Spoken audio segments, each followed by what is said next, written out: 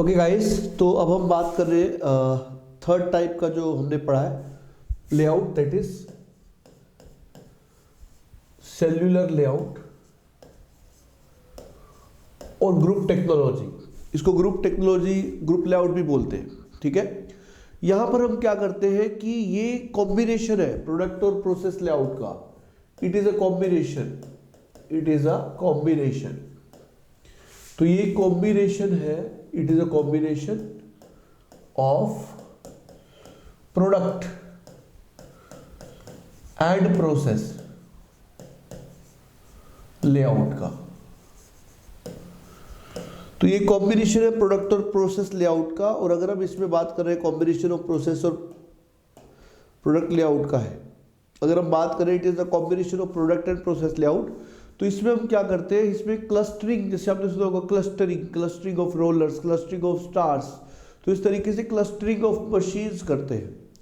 और एक चीज मैं यहाँ पे कहना चाहूंगा, यहाँ पे ऐसी जॉब जिन पे एक जैसी ही वर्किंग होनी होती है, ऐसी जॉब जिनमें एक जैसी ही वर्किंग होनी होती है, उसको हम एक साथ रखते हैं और उसको हम बोलते हैं कहीं ना कहीं that the name is given as basically, क्योंकि जैसे आप बात कर रहे हो, if you are talking about, जब हम बात कर रहे हैं कि ऐसे पार्ट्स जो होंगे जिनके ऊपर एक जैसी मशीनिंग होनी है। कुछ लोग सोच रहे होंगे शायद मैं हाथ से देख के बोल रहा हूँ, मैं हाथ से देख के नहीं बोल रहा हूँ। ठीक है, तो अगर हम बात कर रहे हैं कि अगर हम कि एक ही जैसे पार्ट्स अगर जैसे बना दें तो उनको हम एक साथ रख देते हैं। ठीक है, जैसे मैंने आपसे कहा यहाँ पर हम एक इस तरह की मैट्रिक्स बना देते हैं। जैसे मैंने आपसे कहा कि देयर आर 3 मशीन्स, जैसे मैंने 3 मशीन, ये 1 मशीन है, ये 2 मशीन है और ये 3rd मशीनिंग है। और ये 3 मशीन्स के अंदर मैंने आपसे कहा कि हमारे पास बहुत सारी जॉब्स भी है, और जब हमारे पास बहुत सारी जॉब्स है, मैंने आपसे कहा ये 1 जॉब, ये 2 जॉब और ये 3 जॉब। और मैंने आपसे कहा यहाँ पर हमने 0101 भर दिया, जैसे यहाँ पे भरा हुआ है 1, यहाँ पे 00, फिर यहाँ 101, दिस इज 001, लाइक दैट। इसका क्या मतलब है, देखो यहाँ पे 0 का मतलब है कि या तो प्रोसेसिंग हो चुकी है, या तो प्रोसेसिंग हो चुकी है, कंप्लीटेड है, और या फिर नहीं चाहिए, और नॉट रिक्वायर्ड, या तो हो चुकी है या तो चाहिए नहीं है। Either it has been completed और इट इज नॉट रिक्वायर्ड। और 1 का मतलब है yes processing is to be done. 1 का मतलब है processing is to be done, processing is to be done, तो इसका मतलब है processing is to be done. ठीक है भाई, तो ये मतलब होता है। तो इसको सेल्यूलर लेआउट और ग्रुप टेक्नोलॉजी भी बोलते हैं।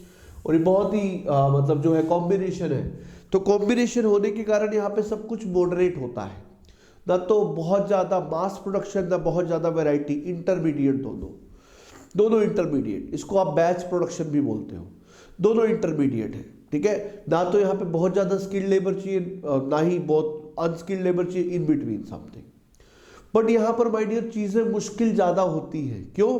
क्योंकि यहाँ पे आपको क्वांटिटी के साथ साथ वैरायटी दोनों को मेंटेन करना है, तो दोनों की प्रॉपर्टीज को लेके चल रहा है, तो यहाँ पर हैंडलिंग थोड़ी सी डिफिकल्ट हो जाती है। समझ पा रहे हैं? यहाँ पर चीजें मतलब अगर हम हैंडलिंग वाइज बोले तो they are going to be difficult, क्योंकि यहाँ क्वांटिटी भी चाहिए और वैरायटी भी चाहिए, तो चीजें थोड़ी सी डिफिकल्ट होती है। बट यस, ये दोनों का कॉम्बिनेशन है, तो दोनों के एडवांटेजेस को साथ लेकर के चलता है, और इसलिए इसको हम बोलते हैं it is set to be, इसको कई बार मिक्स्ड लेआउट भी बोलते हैं। तो इसको सेल्यूलर लेआउट भी बोलते हैं और मिक्स्ड लेआउट भी बोलते हैं। समझ पा रहे हैं?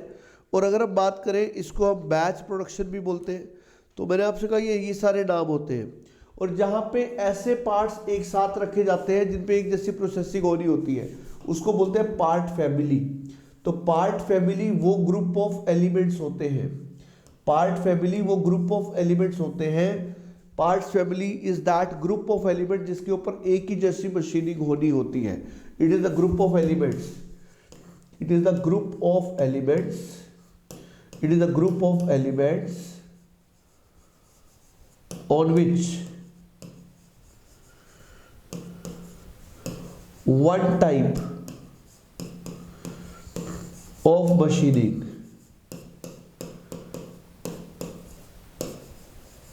is to be done।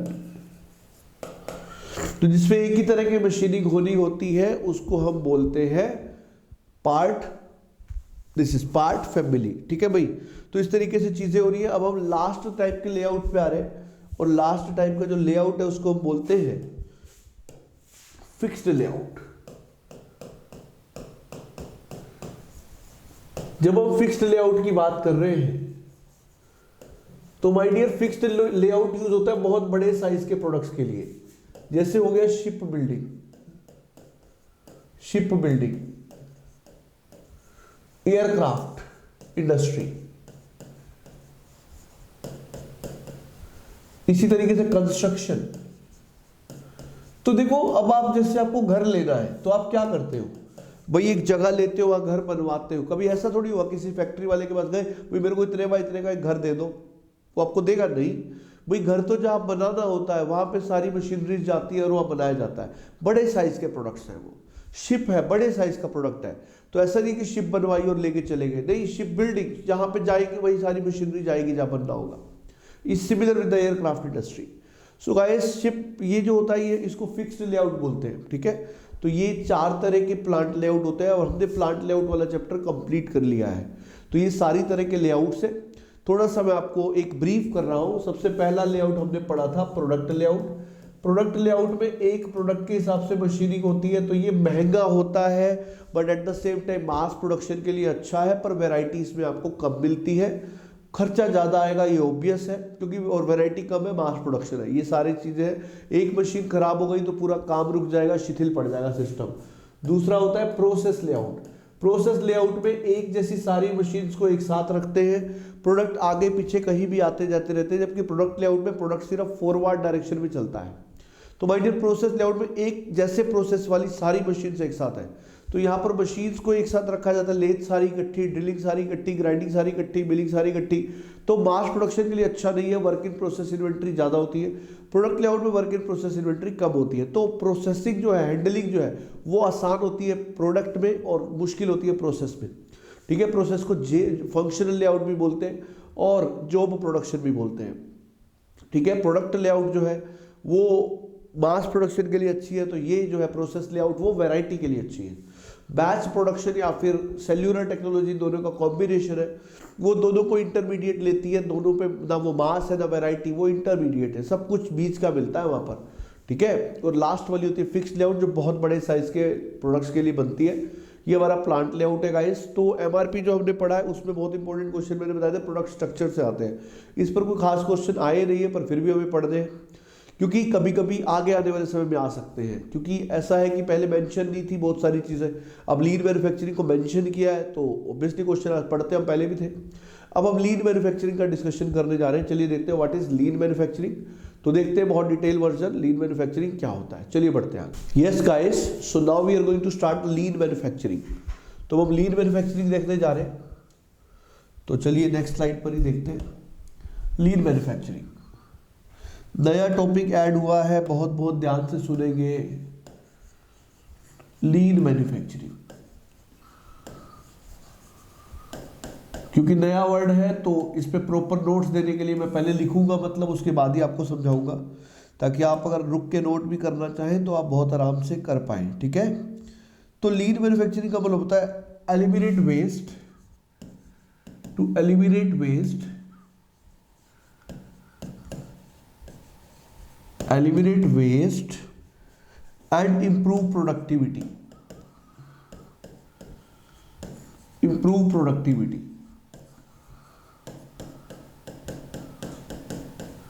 तो वेस्ट को एलिमिनेट करना और प्रोडक्टिविटी को इंप्रूव करना, ये लीन का मतलब होता है। It is basically a methodology, it is a methodology. और ये जो मेथोडोलॉजी है ये कुछ नई चीज नहीं है। बेसिकली 2 तरह के सिस्टम होते हैं, 2 तरह की फिलोसफी होती है। एक फिलोसफी को बोलते हैं एमआरपी और दूसरी फिलोसफी को बोलते हैं जेआईटी। एमआरपी तो आपको पता ही है, मटेरियल रिक्वायरमेंट प्लानिंग। जेआईटी होती है just in time production. MRP जो है वो अमेरिकन फिलोसफी है, इट इज अमेरिकन फिलोसफी, जबकि जेआईटी जापानीज फिलोसफी है। और मैं आपको बता दूं कि जो लीन मैन्युफैक्चरिंग है वो जेआईटी से रिलेटेड है, just in time production. So it is related to JIT. So lean manufacturing जो है वो जेआईटी के अंडर दी गई टर्म है, और ये टर्म दी गई थी टोयोटा मोटर्स के द्वारा। This term was given by Toyota motor and Toyota production system, and they have given this term in around 1930 and guys उन्होंने 3 टर्म्स को डिफाइन किया था लीन मैन्युफैक्चरिंग के लिए। लीन मैन्युफैक्चरिंग मतलब वेस्ट को कम करने के लिए। Basically they have given 3 things. One is, I am telling you all the 3 terms. तो उनमें से जो 3 टर्म थी, एक थी मूडा, एक टर्म है मूडा, दूसरी टर्म है मुरा और तीसरी टर्म है मूडी, थर्ड इज मूडी। अब माय डियर जहां पे जो पहली है, पहली टर्म मूडा, इसका मतलब होता है वेस्टफुलनेस, इसको बोलते हैं वेस्टफुलनेस। मुरा का मतलब होता है अनइवननेस, मुरा मीन्स अनइवननेस। और मूडी का मतलब होता है ओवरबर्डन।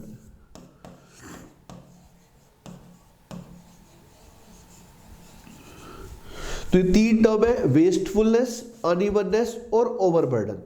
तो माय डियर ये जो 3 चीजें मैंने आपको बताई, तो ये जो 3 चीजों को एलिमिनेट करना, यही लीन मैन्युफैक्चरिंग का टारगेट होता है, टू रिमूव दीज 3 थिंग्स। अब अगर आप इन 3 चीजों को समझना चाहते हो किसी एग्जांपल से, तो मैंने आपसे कहा मान लो मुझको 6 टन राइस को पहुंचाना है किसी एक लोकेशन से दूसरी जगह पे। अभी जो 6 टन राइस है, 6 टन राइस जो है, मैंने आपसे कहा कि जो मेरे पास एक ट्रक है, एक ट्रक जो है उसकी जो कैपेसिटी है वो लेस देन 6 टन है, वो 6 टन नहीं लेके जा सकता।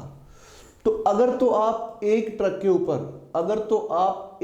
के ऊपर ले गए 6 टन, तो आपने कहीं ना कहीं उसको ओवरलोड कर दिया। और मैंने आपको बताया था कि जो ओवरबर्डन होता है उसका मतलब होता है मूडी। तो यहां पर मूडी आ गया। अब इस मूडी को आपको एलिमिनेट करना है। तो आपने कहा ठीक है एक काम करते हैं, ये पहला ऑप्शन था। दूसरा ऑप्शन आपने कहा एक काम करते हैं, 2 ट्रक लेते हैं, लेट अस कंसीडर 2 ट्रक्स। और जो पहला ट्रक है उसमें डालते हैं 4 टन, और जो सेकंड ट्रक है उसमें डालते हैं 2 ton.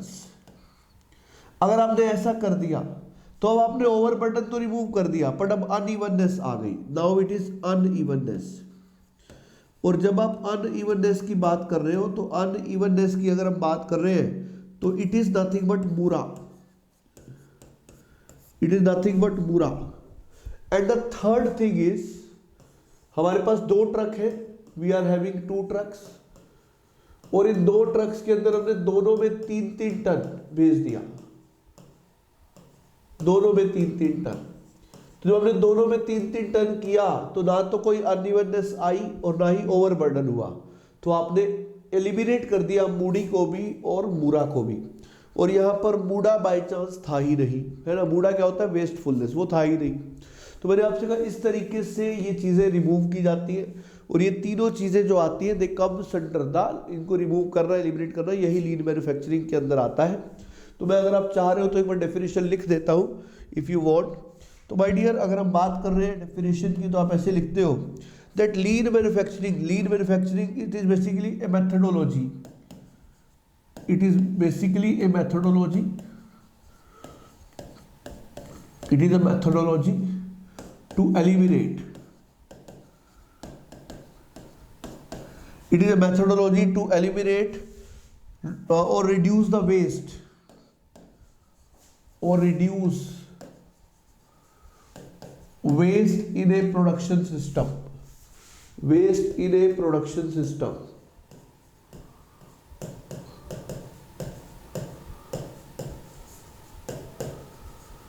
waste in a production system, ठीक है guys।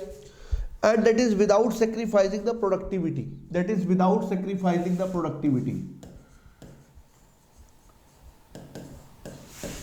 without sacrificing productivity।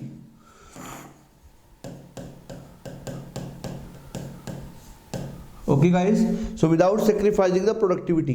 सो यहां पर हम एक तरह का कॉस्ट कटिंग करने वाले हैं। We are going for a cost cutting and it was given in 1930 by Toyota Motors.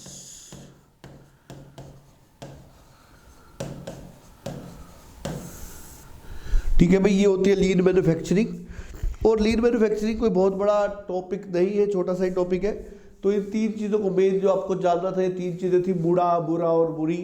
इन 3 चीज़ों को एलिमिनेट करना ही लीन मैन्युफैक्चरिंग कहलाता है। ठीक है भाई, तो ये है लीन मैन्युफैक्चरिंग आपका। अब जैसा मैंने आपसे कहा कि ये जो है इसमें कहीं ना कहीं हमें वेस्टफुलनेस को कम करना है। एक छोटा सा एग्जांपल देता हूँ आपको। जैसे देखो, मेरे पास मैकेनिकल इंजीनियरिंग की लेटेस्ट से 500 किताबें हैं और अभी मैं आपको इंडस्ट्रियल पढ़ा रहा हूँ, तो इंडस्ट्रियल पढ़ाने के लिए मुझे चाहिए है सिर्फ और सिर्फ लेटेस्ट से I need 10 books out of them. तो अब मैं अगर 500 बुक में से उन 10 बुक्स को रोज रोज ढूंढूंगा तो मेरे लिए काम मुश्किल होगा। तो अगर मैं उसमें से 10 बुकों को अलग करके रख दूं तो मुझे अब इंडस्ट्रियल पढ़ाना तो उन 10 बुक में किसी एक की जरूरत है। तो कहीं ना कहीं आपने जो है चीज़ों को सिंप्लीफाई कर दिया, तो आपने टाइम को सेव किया है अपना। यही है एक तरह से लीन मैन्युफैक्चरिंग, मतलब कहीं ना कहीं आपको अपने टाइम को सेव करना है। टाइम सेविंग मतलब cost saving obviously. So guys, ये होता है लीन मैन्युफैक्चरिंग और I hope that you are getting it. And जब हम बात करें लीन मैन्युफैक्चरिंग की तो 3 टर्म्स जो है वो सबसे ज़्यादा इंपॉर्टेंट है यहाँ पर, और तीनों टर्म के बारे में हमने बात कर ली है। और लीन जो है वो एक स्पेसिफिक वे है सोचने का, एक मेथड है और कुछ नहीं है। बस ये सोचने का है कि जो नॉन यूजफुल चीज़ें उसको किसी तरीके से एलिमिनेट किया जाए। मैं आपको इसके कुछ एग्जांपल दे सकता हूँ। आप ओवर प्रोडक्शन को कम कर सकते हो, आप वेटिंग टाइम को कम कर सकते हो, ट्रांसपोर्टेशन कॉस्ट को कम कर सकते हो, एक प्रोडक्ट का मोशन मशीन्स के बीच में कम कर सकते हो, ओवर प्रोसेसिंग कम कर सकते हो, इन्वेंट्री को कम कर सकते हो, डिफेक्ट को रिवर्क कर सकते हो, ह्यूमन पोटेंशियल को बेटर यूज कर सकते हो। ये सारी चीज़ें आ जाती है वेस्टेज को कम करने के लिए, दैट इज लीन मैन्युफैक्चरिंग। ठीक है भाई। अब आपको एक बात बता दूं, जो एमआरपी है, एमआरपी को पुश सिस्टम कहा जाता है, जबकि जेआईटी को पुल सिस्टम कहा जाता है। अभी हम इसके डिफरेंसेस भी देखने वाले हैं बहुत बहुत डिटेल में। अभी के लिए बात कर रहा हूं, एमआरपी को पुश सिस्टम और जेआईटी को पुल सिस्टम भी कहा जाता है। एक एग्जांपल देता हूं दोनों का। एमआरपी क्या है? एमआरपी का मतलब है कि आप पहले प्रोडक्ट बना लो, आपको लगता है बिक सकता है, पहले बना लो, बना के अच्छे से प्रिपेयर करके मार्केट में लॉन्च कर दो। अब लॉन्च कर दो, लोगों को चाहिए होगा तो आके खरीदेंगे। जैसे बिग बाजार, विशाल मेगामार्ट, इजी डे, ये सारे जो है क्या करते हैं, ये प्रोडक्ट मार्केट में रख देते हैं। सॉस के पाउच, सारी चीजें, सब कुछ है, जिसको जो आना चाहिए ले जाओ, है ना। और उसके लिए क्या किया होता है, शॉपिंग्स मॉल्स, ऐसी ऐसी जगह पर इनके शोरूम्स होते हैं, तो खर्चा बहुत है। ये अमेरिकन फिलॉसफी है। इसको बोलते हैं क्या, पुश सिस्टम। धक्का दे दिया तुमने सामान को मार्केट में, जाओ बिको। जेआईटी है पुल सिस्टम। इसका एग्जांपल, मैं सिर्फ एग्जांपल समझा रहा हूं आपको, मैं नहीं कह रहा एग्जैक्टली वो जेआईटी है, नहीं, एग्जांपल समझा रहा हूं। जैसे जेआईटी के लिए मैं एक एग्जांपल सूटेबल दूं, जरूरत के समय पर देना। फ्लिपकार्ट, वो क्या करते हैं, रूरल एरियाज में अपने स्टोर रखते हैं जहाँ पे किराया कम है, कोई फर्क नहीं पड़ता। जब कस्टमर मांगे उस समय उसको वहाँ से कहीं से मंगा के दे दो, है ना। ये होता है कहीं ना कहीं, मतलब मैं एग्जैक्टली नहीं बोल रहा, ये वही है, मैं आपको एक तरीका बता रहा हूँ कि दोनों में फर्क क्या है। No doubt about that guys, pull system और पुश सिस्टम में आपको इन्वेंट्री ज़्यादा रखनी पड़ती है, पुल सिस्टम में कम रखनी पड़ती है। ठीक है, ऑब्वियसली। सो ऑब्वियसली बहुत सारे फैक्टर्स है पुश सिस्टम और पुल सिस्टम को, अगर हम ध्यान से और डिटेल में देखें तो मैं आपको अभी बता रहा हूँ इसके बारे में, इनके डिफरेंसेस भी। पर ये आपको पहले क्लियर होना चाहिए कि एमआरपी जो कि अमेरिकन फिलोसफी है वो पुश सिस्टम है, जेआईटी जो कि जापानीज फिलोसफी है वो पुल सिस्टम है। अब हम बस इन दोनों के डिफरेंस देख करके इसको कंप्लीट कर रहे हैं। फिर हम एक टर्म देखेंगे जो 2011 में आई थी गेट के अंदर, उसको बोलते हैं कैनमैन। तो कैनमैन देखेंगे और फिर देखेंगे आगे क्या होता है। चलिए बढ़ते हैं आगे। यस गाइस, तो यहाँ पर हम बात कर रहे हैं एमआरपी और जेआईटी के डिफरेंसेस के बारे में। एमआरपी और जेआईटी के जो डिफरेंस है वो डिफरेंट पैरामीटर्स के आधार पर कुछ इस तरीके से है। सबसे पहला जो है वो है इन्वेंट्री। तो इन्वेंट्री एमआरपी का तो अपना आसेट होता है। For inventory is an asset for MRP.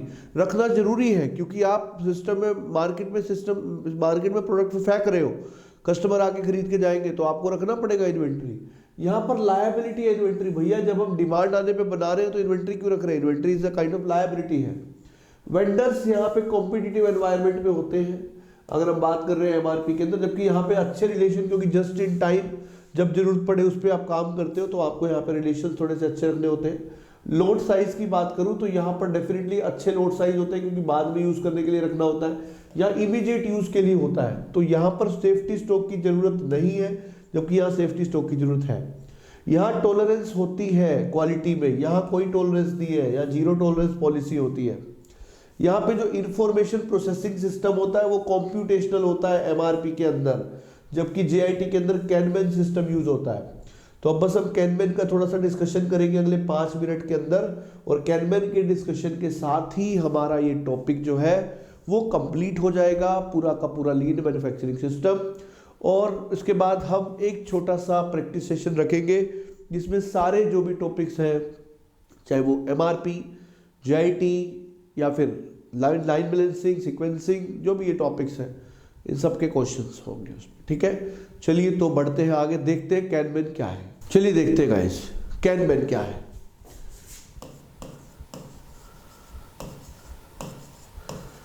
Kahneman एक इंफॉर्मेशन प्रोसेसिंग सिस्टम है। It is an information processing system. It is an information processing system. It is an information, kanban क्या है? एक इंफॉर्मेशन प्रोसेसिंग सिस्टम है भैया।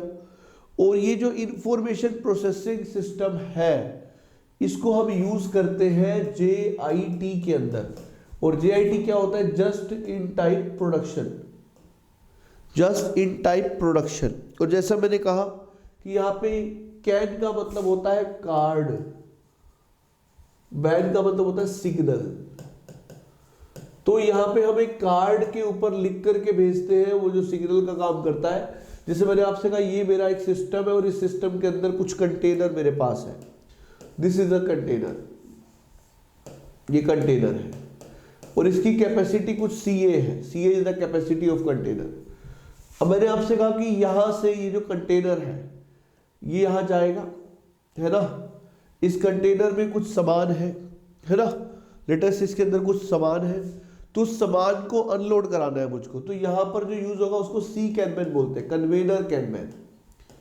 ठीक है, अभी जो कन्वेयर कैनमैन है ये कार्ड होगा जो कि जाएगा, और यहां पर ये जब कंटेनर पहुंचेगा तो यहां पर हम इसको अनलोड कर देंगे।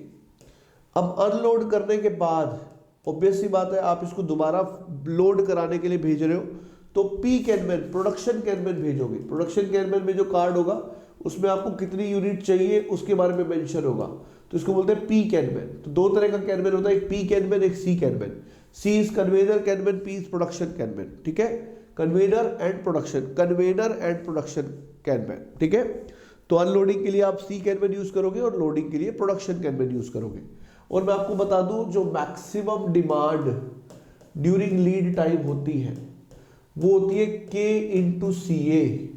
यहाँ पे जो K है वो होते हैं नंबर ऑफ कैनमैन, कितनी बार सिग्नल गए, नंबर ऑफ कैनमैन कितनी बार सिग्नल गए। और जो CA होती है वो होती है capacity of container. It is capacity of container. ठीक है भाई, और आप एक बात बहुत अच्छे से जानते हो, maximum demand during lead time क्या होती है? Lead time into demand rate plus safety stock. ये होता है maximum demand during lead time. So my dear, with that we have completed the lean manufacturing and production planning and control. तो इस पर हम क्वेश्चंस प्रीवियस ईयर्स वाले देखेंगे और प्रैक्टिस वाले भी देखेंगे। With that we have completed it. So guys, good bye for this session, thanks for joining, hope you guys are getting it. उम्मीद करता हूँ आपको सब समझ में आया होगा। फिर भी कोई डाउट है तो आप कभी भी पूछ सकते हैं। So good bye guys for this session, thanks for joining again.